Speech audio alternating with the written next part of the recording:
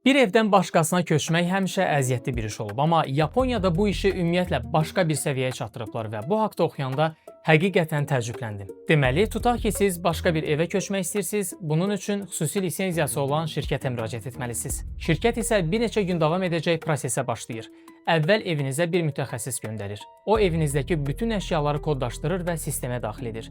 Yəni, sizin ayaqqabılarınızdan tutmuş televizorunuza qədər bütün əşyalarınızın ölçü və çəkisi ilə birlikdə siyahısını çıxarır. Ardınca yüklərin daşınmasına məsul olan əməkdaşlar gəlirlər. Daşınma prosesində sökülmə və yenidən quraşdırılması üçün mütəxəssis tələb olunan əşyalar varsa, şirkət bu mütəxəssisi də təmin edir.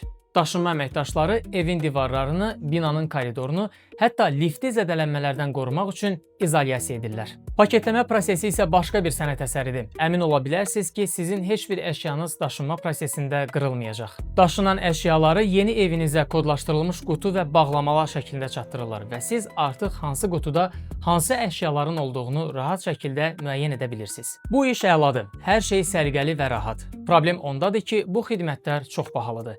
Şəhər içi daşımaların qiyməti təxminən $600 başlayır və evin sahəsi və əşya sayı artdıqca qiymət də qalxır. Mənə maraqlıdır görəsən belə bir xidmət Azərbaycanda işləyərmi?